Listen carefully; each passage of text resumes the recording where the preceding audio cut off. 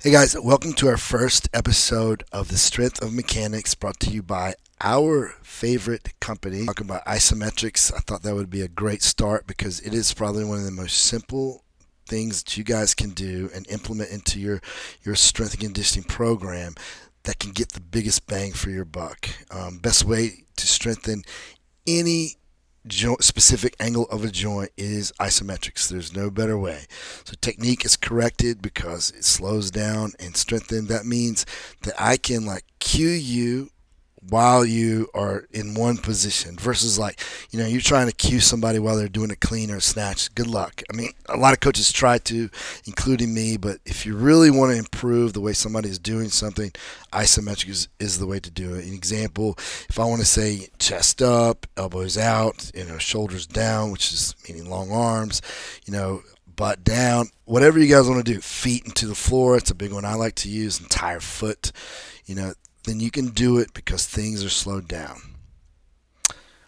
This is what it looks like. This is Sean. This is our awesome gym here at Lenore Ryan. This is one of our awesome racks by Dynamic Fitness and Strength. And as you can see, what you can do, you want to give it maximum effort. It's safe because there's not a big change in muscle length. You're going to get a concentric contraction, and then there's no change at all in the muscles. And normally, when you get like tears or tweaks, it's because there's extreme ranges of motion and there's a rapid acceleration in the way that your muscles are going to lengthen or shorten. And so, strong equipment is key to this because if you have a wimpy squat rack or half rack, then it's not going to work because it's going to lift up. So this is important. This is where buying cheap is probably not a good idea. This is where it's important that you get quality so you can do something like this. So I'm going to show you a video of it in just a second, and you'll see what it takes. Technique is going to be critical. What we suggest is about 3 to 5 reps at 3 to 5 seconds, and really you could do 3 to 5 sets. So it just depends. For example, if this is week 1, I would probably do 5 reps at 3 seconds for 3 sets would be the start. And where I would end up would be 3 reps at 3 seconds times 5 sets because that's going to be your heavier load. So I progress it. Obviously, linear periodization, no matter for all of you that think you have a fancy way of doing it, I love Westside Barbell too, but at the end of the day, linear periodization is what we're all doing because we're going from X volume, X intensity to hopefully Z to where we're doing more than we are right now. Here's what it looks like. Let's play the video. Here's Sean, chest up. There he's going, pulling.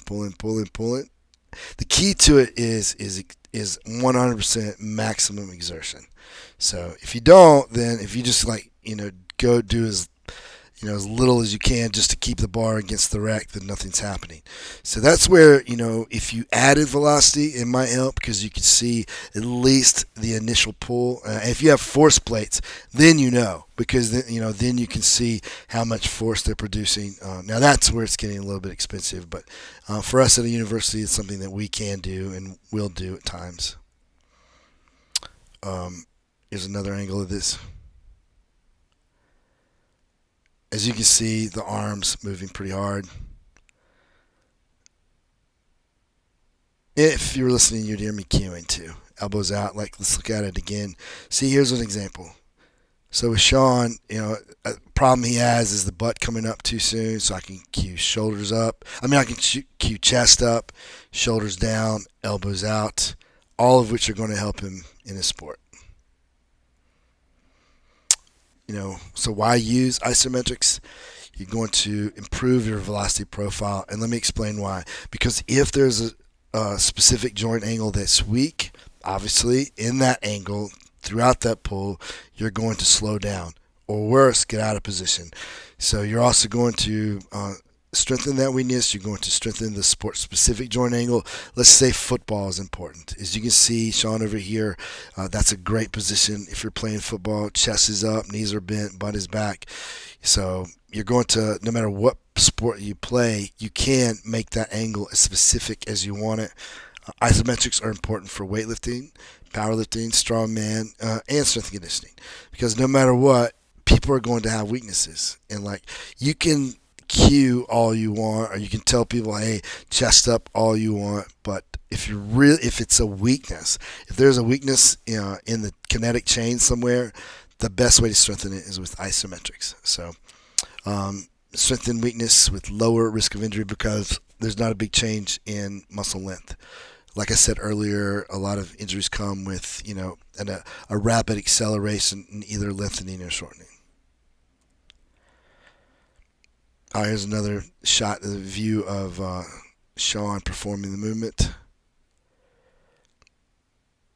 Chest up, elbows out, shoulders down, whole foot through the floor. It's just very easy to cue this movement.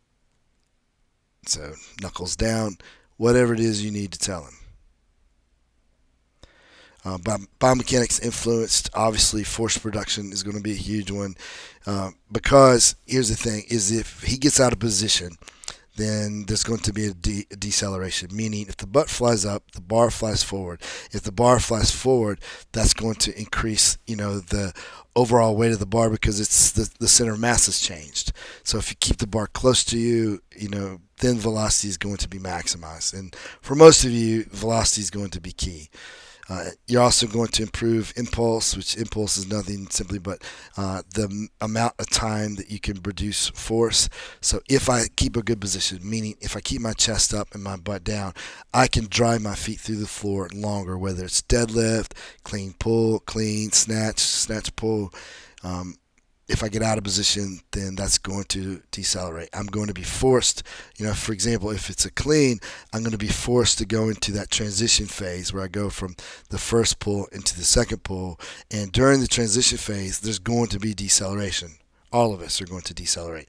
So the longer I can stay in a good position and driving that entire foot through the floor, the longer I can produce force, which means, as number 3 shows you, as impulse improves, so does velocity. Meaning the longer I can produce force, the faster I'm going to move that bar. And if power, which is the next one, is your number one reason for doing strength training, then you're going to want to make sure that good position is maintained. That's why a lot of coaches, they want to do cleans and they want to do snatches because they've heard from someone like me that it's going to improve velocity and power.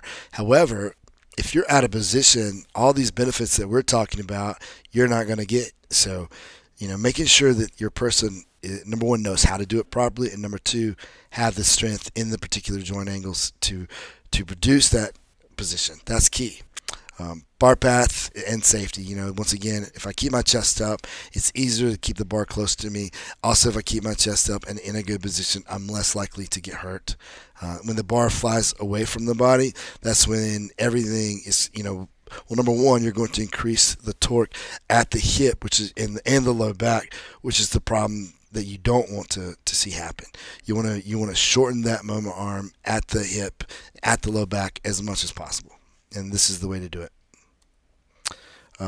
Isometrics are amazing. I say give them a try. Once again, thank you, Dynamic Strength and Fitness, for providing us with the best racks in the world. Go to mydynamicfitness.com and check them out. Thank you.